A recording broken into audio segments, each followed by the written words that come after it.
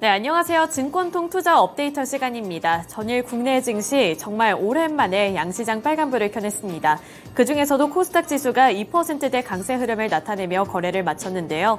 이 안에서 투자자들이 관심을 보였던 5가지 종목들 양시장에서 분석해 보도록 하겠습니다. 코스피 시장부터 살펴보시죠. 코스피 시장에서 거래량이 가장 많이 포착된 종목들입니다. 보시면 두올과 대원화성, SJM, 평화산업, 그리고 다이나믹 디자인이 있는데요. 이 5가지 종목들 중에서 자동차 부품 관련 종목들이 3가지나 올라왔습니다. 보시면 두올과 SJM, 그리고 평화산업 이렇게 3가지 종목들을 먼저 살펴보도록 할 텐데요. 주가 상승률부터 체크해 보겠습니다. 두올이 2.53% 올랐고요. SJM도 3.71% 상승률을 나타낸 가운데 평화산업도 6.87% 오르는 모습으로 거래를 마쳤습니다. 우선 현대차와 기아를 향한 평가가 나쁘지 않았고 어제는 또 새로운 모멘텀이 한 가지 제시가 됐기 때문인데요. 우선 유진투자증권이 보고서를 통해 현대차와 기아에 대해서 긍정적으로 평가를 했습니다. 여러 가지 모멘텀들이 있었는데 우선 그중에서 첫 번째로 2012년 이후 11년 만에 가장 많은 최대 실적을 기록했다는 점을 꼽아줬고요.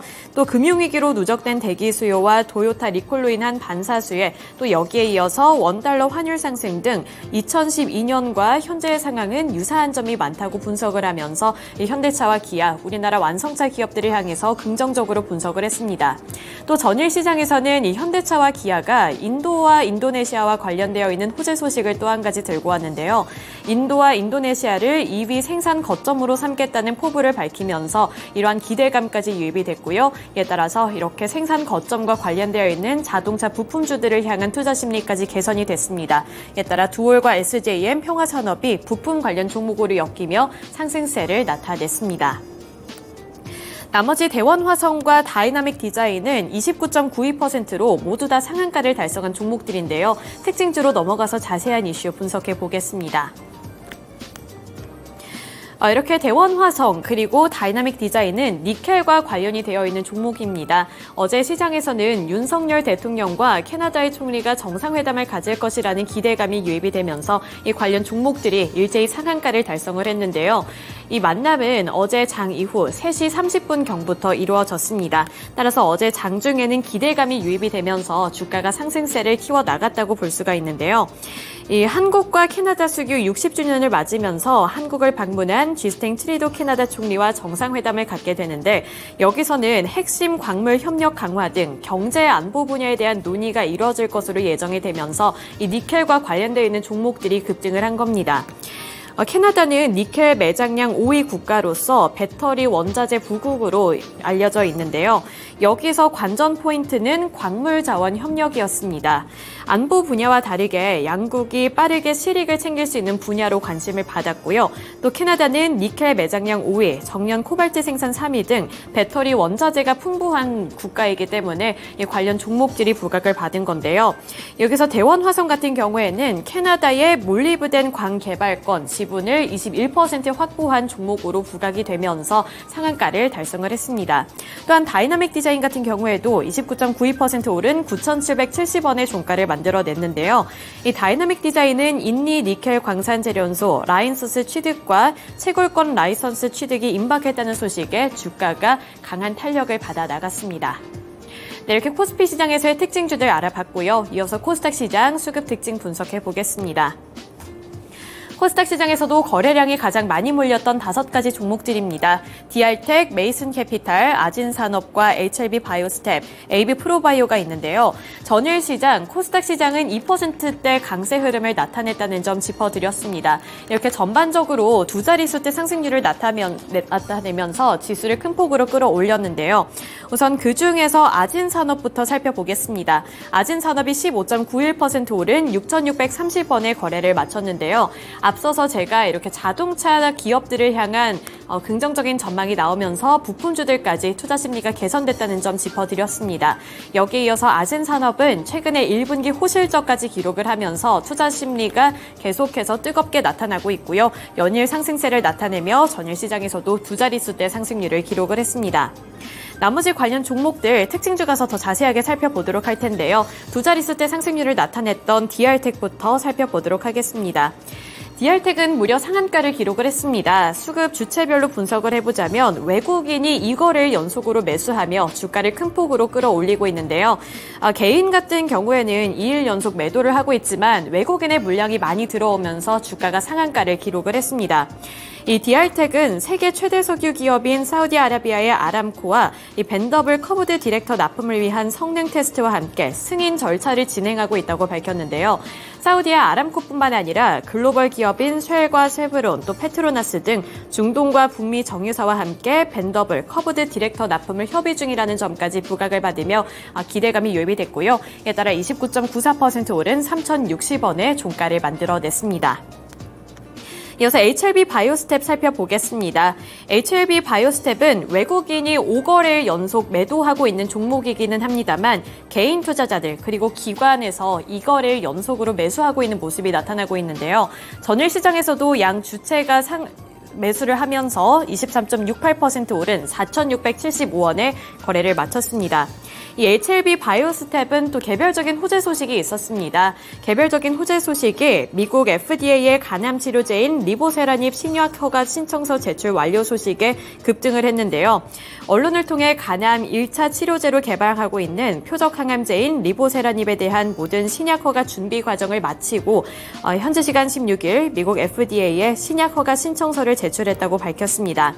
이에 따라 어제 전일 시장에서는 HLB 그룹주들이 일제히 상승을 한 가운데 그중에서도 HLB 바이오스텝이 23.68% 오른 모습으로 거래를 마쳤습니다. 이 리보세라닙은 HLB가 글로벌 특허권을 보유하고 있다는 점에서 투자 포인트로 잡아볼 수가 있겠습니다. 그 다음으로 AB프로바이오 살펴보겠습니다.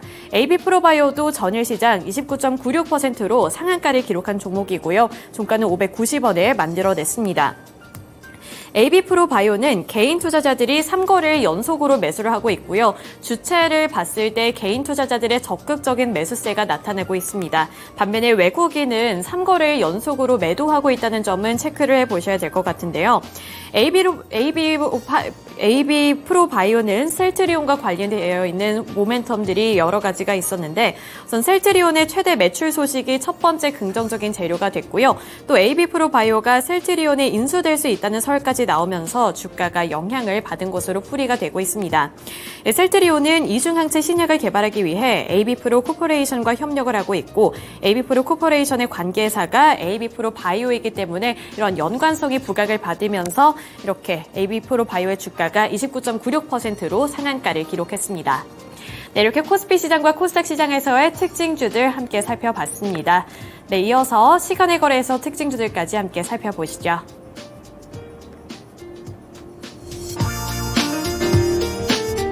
네, 시간의 거래에서 상승했던 종목들도 지금 살펴보도록 하겠습니다. 서울반도체, EM코리아, 서울바이오시스, 그리고 현재 크리스탈 신소재, 금양순으로 이름을 올렸는데요. 전일장 시간의 거래에서는 리튬 관련주들이 일제히 강세를 보여줬습니다. 지금 화면에 나와 있는 금양뿐만 아니라 화면에는 없지만 어반 리튬과 하이드로 리튬까지 시간의 거래에서 강세를 보여줬는데요. 잠시 뒤 특징주에서 왜 리튬 관련주들이 상승하게 됐는지 조금 더 자세하게 살펴보도록 하겠습니다. 가장 상단에 위치한 서울반도체와 서울바이오시스는 특허 분쟁에서 승소했다는 소식에 지금 상한가를 기록했는데요. 이 점에 대해서도 잠시 뒤 특징주에서 짚어드리도록 하겠습니다. 그리고 그 밑으로 이름을 올린 지금 EM코리아는 장 마감 이후에 106억 원 규모의 신규 시설 투자 공시에 투심이 몰렸습니다. 시간의 거래에서 9.87% 상승하면서 3,005원에 지금 거래를 마쳤습니다. 네, 크리스탈 신소재는 특별한 이슈는 없었는데요. 본장에서 15% 급락하면서 빠졌습니다. 그런 소식의 장 마감 이후에도 특별한 이슈는 없었지만 그 하락폭을 조금 만회하면서 시간의 거래에서 5.23% 상승했고요. 3,020원에 거래를 마쳤습니다. 특징주로 한번 넘어가 보도록 하겠습니다. 네, 첫 번째 특징주는 특허 분쟁 소송과 관련해서 서울반도체와 서울바이오시스에 대해서 얘기를 해볼 텐데요. 서울반도체는 지금 정규장에서 5.93% 상승하면서 1,900원의 거래를 마쳤습니다. 그런데 특허 분쟁에서 승소했다는 소식에 상한가를 꽉 채워냈고요. 시간의 체결가 11,990원에 거래를 마쳤습니다. 조금 더 자세하게 설명을 해드리면요. 해당 소송에서 독일 법원이 11일에 판매 금지 명령을 확정하는 판결을 내리면서 서울 반도체에 손을 들어준 것입니다. 서울 반도체는 특허를 침해한 다수의 LED 업체 제품에 대해서 특허 소송을 낸 건데요. 이렇게 되게 된다면 6월부터는 EU 통합 특허 제도가 시행되기 때문에 서울 반도체의 특허를 침해한 업체들은 유럽 자체 내에서 판매가 불가능해집니다. 이렇게 되게 된다면 서울 반도체에는 강력한 호재로 작용하기 때문에 시간의 거래에서 상한가를 꽉 채워냈습니다. 네, 두 번째 특징주로는 리튬 관련주로 넘어가 보도록 하겠습니다. 네, 화면에 보이는 금양뿐만 아니라 어반 리튬과 하이드로 리튬까지 일제히 강세 흐름 보여드렸다는 거 조금 전에 설명을 해드렸는데요. 지금 금양의 주가는 정규장에서는 4.29% 오히려 하락을 했습니다. 53,500원에 거래를 마쳤었는데요. 시간의 체결가 3.74% 오르면서 55,500원에 거래를 마쳤습니다. 리튬 관련주들의 상승 이후에는 정부 차원에서 캐나다와 손을 잡고 캐나다의 핵심 광물 공급망과 에너지 분야에서 협력을 기대할 수 있겠다라는 기대감이 유입되면서 리튬 관련주들을 일제히 상승했는데요.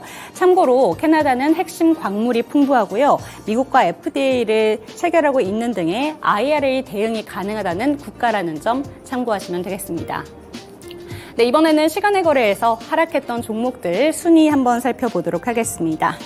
지금 현재 경동인베스트, 지니뮤직, 삼보모터스, JLK, 파이버프로 순으로 지금 이름을 올렸는데요. 경동인베스트는 풍문에 대해서 이제 공시를 답변을 하면서 이제 시간의 거래에서 8.39% 빠졌습니다. 잠시 뒤에 특징주에서 조금 더 자세하게 살펴보도록 하겠고요. 지니뮤직 같은 경우에는 본장에서 엔터주들이 굉장히 흐름이 좋았었는데요. 피프티의 음반 유통사로 알려지게 되면서 장중 상한가를 기록하기도 했습니다. 하지만 시간의 거래에서는 조금 빠졌습니다. 5.14% 하락하면서 4,610원에 거래를 마쳤습니다. 삼보모터스에는 장 마감 이후에 공시가 있었는데요. 발행 주식 총수 대비해 8.07%에 해당되는 물량인 160만 주 이상의 전환 청구권 행사 공시가 올라오면서 악재로 받아들였습니다. 삼보모터스 2.04% 하락했고요. 6,710원에 거래를 마쳤습니다. 그리고 어제는 원격 진료 관련주들도 본장에서 강세를 보이면서 제약 바이오주들이 일제히 강세 흐름을 보였던 하루였는데요. 지금 관련된 종목으로 JLK 본장에서는 어제 52주 신고가를 기록했는데요. 시간의 거래에서 1.95% 하락하면서 7,550원에 거래를 마쳤습니다. 네, 특징주로 넘어가 보도록 하겠습니다. 경동인베스트 살펴보겠습니다. 네, 경동인베스트는 본장에서도 3.99% 하락하면서 11만 8천 원에 거래를 마쳤던 종목입니다. 하지만 시간에서 추가적으로 하락을 했는데요. 8.39% 하락하면서 10만 8,100원에 거래를 마쳤습니다. 조금 전에 풍문에 대해서 보도를 했다라는 점을 알려드렸는데 그 해당 풍문에 대해서 다시 한번 언급드리겠습니다. 장 마감 이후에 작년 10월 20일에 서울경제신문에 보도가 됐었던 기사에 대해서 해명 공시를 내놓은 것입니다. 당시 신문에는 경동이 2차 전지 핵심 광물 티타늄 415조 조강권에 대한 기사가 나왔었는데요. 현재 상황에서는 경동인베스트가 경제성을 판단할 수 없다라는 공시를 내놓으면서 시간에서 악재로 받아들였습니다. 관련 소식에 8.39% 하락하면서 거래를 마쳤습니다. 네, 이렇게 시간의 거래에서 하락했던 종목들까지 살펴봤습니다. 네, 메리츠증권의 황희수 차장 연결을 통해서 특징주에 대해서 얘기를 한번 해보도록 하겠습니다. 네, 차장님 안녕하세요. 네, 안녕하세요. 네, 시간의 거래에서 상승했던 종목들, 하락했던 종목들 살펴봤고요. 수급적인 내용도 살펴봤습니다. 수급적인 분야에서 특징주는 어떤 종목이 있는지, 그리고 시간에서 살펴볼 만한 특징주는 어떤 종목인지 알려주시기 바라겠습니다. 우선 수급 특징주에서부터 말씀을 드리겠는데요. SK 하이닉스를 말씀드리겠습니다. SK 하이닉스 같은 경우에는 최근에 반도체 업황 개선 기대감이 확산이 되면서 주요 수급 주체들을 중심으로 한 매수세가 꾸준하게 이어지고 있는 것이 특징적인 부분이다라고 보시면 될 것 같은데요. 물론 2분기까지는 계속해서 실적이 좋지 않은 모습이 나타날 것으로 보이지만 하반기부터는 영업이익이 본격적으로 개선될 것이다라는 기대감이 우호적으로 작용하고 있다라고 보시면 될 것 같습니다. 또한 그 동사 같은 경우 최근에 키옥시아와 웨스턴 디지털의 합병이 SK하이닉스에 오히려 수혜를 볼 수 있다는 평가가 나오고 있는데요. 이는 그 반도체 업황에서 공급자의 과정 등으로 공급자 우위의 산업 구조가 재편될 것을 가능성이 굉장히 높기 때문에 SK하이닉스가 최대 수혜를 볼 수 있다는 평가를 받으면서 꾸준하게 주요 수급 주체의 매수가 이어지고 있는 것이 특징적인 부분이다라고 보시면 될 것 같습니다. 두 번째 시간의 특징주로는 서울 반도체를 말씀드리겠는데요. 서울 반도체 같은 경우에는 독일 업체와 특허 관련된 소송에서 승소했다는 소식이 전해지면서 전일 시간의 단일가 상한가를 기록하는 모습을 보여줬습니다. 서울 반도체 같은 경우에는 1분기는 컨센서스를 하회하는 실적을 보여줬지만 2분기 같은 경우에는 흑자 전환이 될 것으로 기대된다라는 점이 본업단에서 긍정적이다라고 보시면 될 것 같고, 서울 반도체 같은 경우에는 그동안 LED 매출이 계속해서 발생했었던 부분에서 신규 사업부, 전장용 자동차 사업부에 LED 진출하면서 이에 따른 중장기 성장 모멘텀을 확보하게 됐는데요. 이런 전장 사업부가 성장하게 된다면 다시 한번 서울 반도체도 주가가 상승할 수 있는 그런 모멘텀이 있다는 점에서 긍정적인 부분이다라고 보시면 될 것 같습니다. 네, 메리츠증권 황혜수 차장 연결을 통해서 전일장 수급 특징주로는 어제 외국인들의 수급이 강하게 들어왔었던 SK하이닉스를 살펴봤고요. 시간의 거래에서 살펴봤던 특징주로는 서울 반도체 얘기해 주셨습니다. 이 점까지 참고하시면서 오늘 투자에 참고해 보셨으면 좋겠습니다. 네, 오늘도 좋은 말씀 감사합니다. 감사합니다. 네, 수급적인 특징주와 시간의 거래에서 살펴볼 만한 특징주까지 살펴드렸습니다. 오늘도 이 내용들 참고하시면서 성공 투자하시기를 기원하겠습니다. 네, 전일 시장에 이어서 오늘까지도 우리 증시 상승세를 이어갈 수 있을지 함께 응원하는 마음으로 항상 함께 해드리겠습니다. 지금까지 증권통 투자 업데이터 시간이었습니다.